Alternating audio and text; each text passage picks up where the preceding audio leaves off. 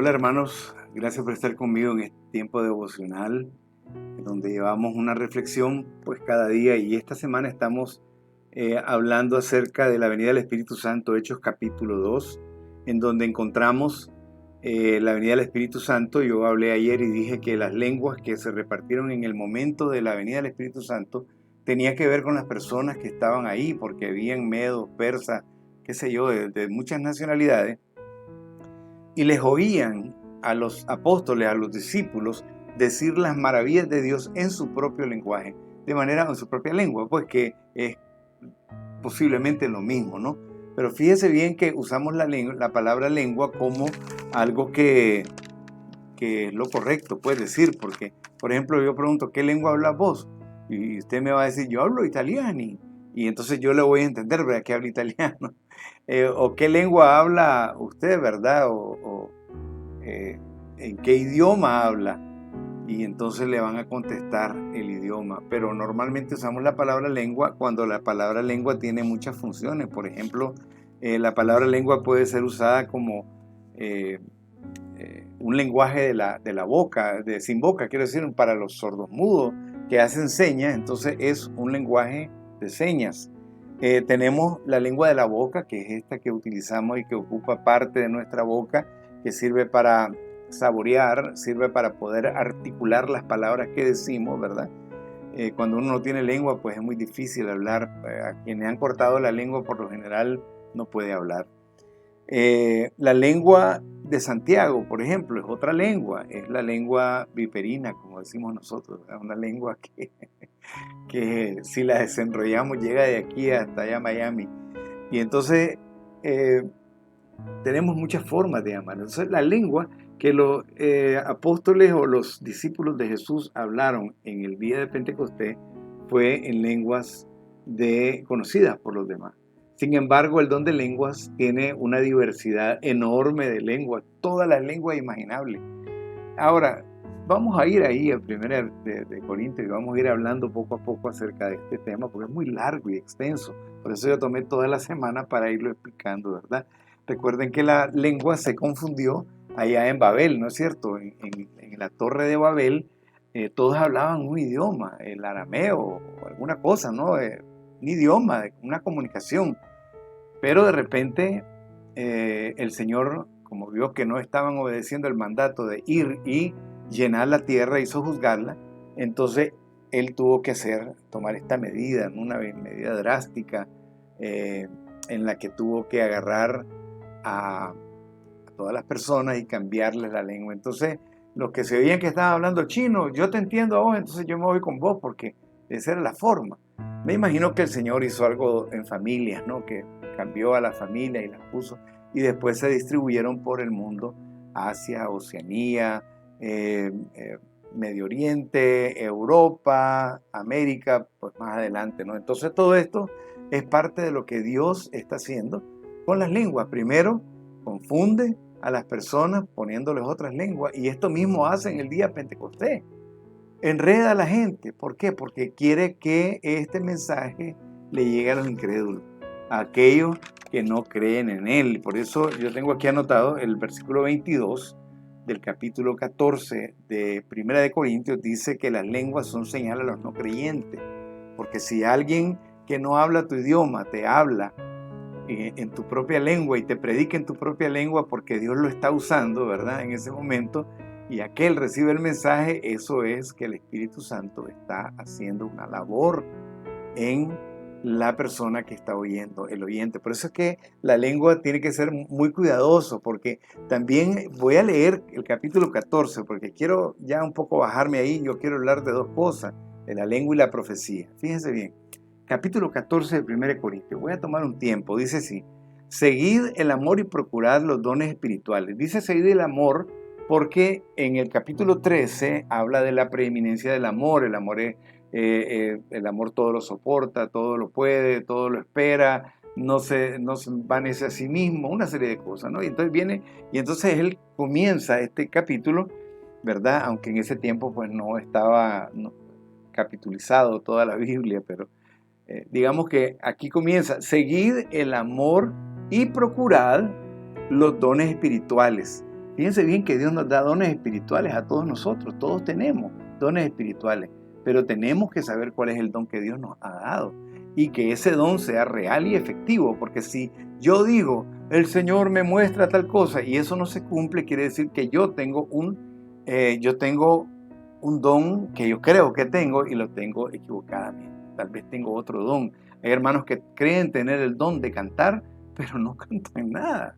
Hay otros hermanos que creen tener el don de ser guitarristas y no tocan nada.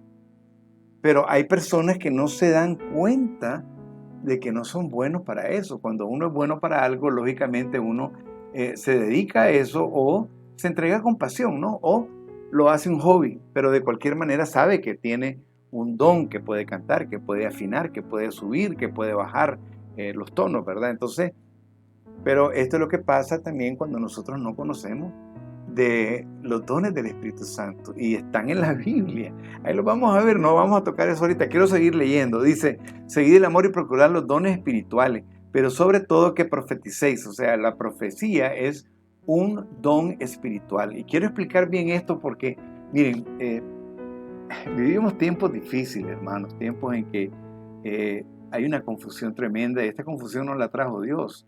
Porque la Biblia dice claramente que Dios no es Dios de confusión, aquí mismo en este capítulo 14, sino que es un Dios de paz, es un Dios que todo lo tiene ordenado, es un Dios de orden. Y entonces hay muchas personas que creen que Dios es desorden. Yo recuerdo estar en iglesias donde todos los hermanos estaban tirados en el piso y el predicador estaba soplando desde el micrófono y todos se caían. Y entonces yo, hermanos, en mi corazón, yo creía que ese era el Espíritu Santo haciendo eso. Pero luego entiendo quién es el Señor, cómo es el Señor, y me doy cuenta que Dios es Dios de orden, no de desorden. En todo el sentido de la palabra, literal y espiritualmente, Dios es orden. Es más, ustedes pueden ver en la Biblia, Abraham no nació en el tiempo de Jesús.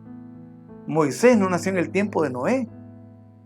Todos ellos tuvieron el tiempo de Dios para nacer y para hacer el trabajo que Dios quería que ellos hicieran. Usted y yo nacimos en este tiempo y tenemos un trabajo que hacer para Dios, pero no es a la loca. Tampoco yo siento que el Señor me dice, no, deje de sentir. Cuando Dios le hable audiblemente o Dios lo toque de corazón o por medio de la palabra, le dé una palabra de bendición para alguien, una palabra profética para alguien, tiene que salir de este libro que se llama la Biblia. Cualquier cosa que no sale de la Biblia es pura hojarasca, esa es la verdad. Y por eso es que en aquellos tiempos el Señor va a juzgar a las personas que solo tienen hojarasca, porque no tienen nada concreto. Es aquí donde la palabra de Dios nos muestra la verdad. Sobre todo que profeticéis. Recuerden que en este tiempo no había Biblia, y eso tiene que estar muy claro. Las cartas de los apóstoles posiblemente apenas estaban saliendo. Aquí esta carta ya estaba en Corinto, pero no estaba en las otras iglesias. Aunque Pablo sí pide que compartan las cartas unas entre otras porque se convierten estas cartas en la doctrina, las doctrinas que Dios quiere que la iglesia tenga. Entonces aquí por eso las personas tienen que profetizar, pero profetizar no es aquel que cierra los ojos y voltea los ojos y dice el Señor que te diga. ¿Por qué? ¿Por qué digo yo que no? Algunos hermanos me reclaman y me dicen, hermano, usted perdió la espiritualidad. No, espérese, mire.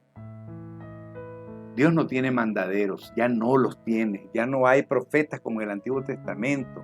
El Espíritu Santo venía sobre ellos. Ahora el Espíritu Santo, a partir de la venida, en el capítulo 2 de Hechos de los Apóstoles, ya mora en nosotros. Y Dios nos habla, Él trata con nosotros directamente. Ahora, Él puede mandar un mensaje a los incrédulos, o a los hermanos caídos, o a los hermanos fríos. Él puede mandar un mensaje, pero nunca va a mandar un mensaje que esté fuera de la Escritura. Y eso tiene que estar usted muy seguro, porque todo lo que sale de la boca de la gente puede ser malo, porque la Biblia dice que del corazón salen todo, hasta los malos mensajes salen del corazón. Entonces usted tiene que basar en la Biblia toda profecía. Yo profetizo, ahorita ¿qué estoy haciendo yo? Estoy profetizando la palabra de Dios, no tengo otra fuente porque Dios en este momento está en silencio. Está haciendo obras maravillosas Dios en la vida de la gente, pero está usando la palabra escrita. Por eso Jesús dijo, escudriñar la escritura. Ya, no estén durmiendo, escudriñenla, porque ellas son, a ustedes les parece que en ellas tienen vida eterna, y ellas son las que hablan de mí, dice el Señor, ¿verdad? Entonces, creo que voy a parar ahí porque ya el tiempo se me ha ido. Solo voy a seguir leyendo el versículo 2 porque voy a basar para mañana el resto y voy a tratar de ir un poco más rápido. Dice, porque el que habla en lenguas, fíjense bien lo que va a decir aquí la palabra, dice que está bien que profeticemos, o sea, que hablemos de la palabra de Dios, profetizar. Por eso la Biblia es el libro profético. Yo les voy a llevar a ese texto donde dice que la Biblia y las Escrituras no son de interpretación privada, pero vinieron a nosotros porque los santos hombres de Dios la escribieron inspirados por el Espíritu Santo, para que esta fuera la palabra. Esta es la palabra profética más segura. Por eso no podemos aprobar otra palabra que viene de hombres, aunque digan que Dios le dijo, el Señor me dijo que te dijera, eso es mentira. Eso lo puedo categóricamente decir aquí, es mentira, mi querido hermano. Agárrense de la palabra de Dios, y si alguien dice algo y está basado en la palabra de Dios, amén. Hermano, yo he tenido que retractarme de cosas que he creído por un tiempo y de repente tengo que aquí pegarme a la palabra de Dios. Ella es la que me lleva a toda verdad. Entonces dice el versículo 2, porque el que habla en lenguas no habla a los hombres, sino a Dios, pues nadie le entiende, aunque por el Espíritu habla misterio. Esta es el hablar en lenguas, que yo les hablé hace como, desde el lunes, ¿verdad? Que les estoy hablando de esto. Yo hablo en lenguas, yo tengo el don de hablar en lenguas, pero no es para hablarle a alguien en francés, por ejemplo. No tengo ese don, o por lo menos no lo he ejercitado, si es que Dios ya lo puso en mi corazón.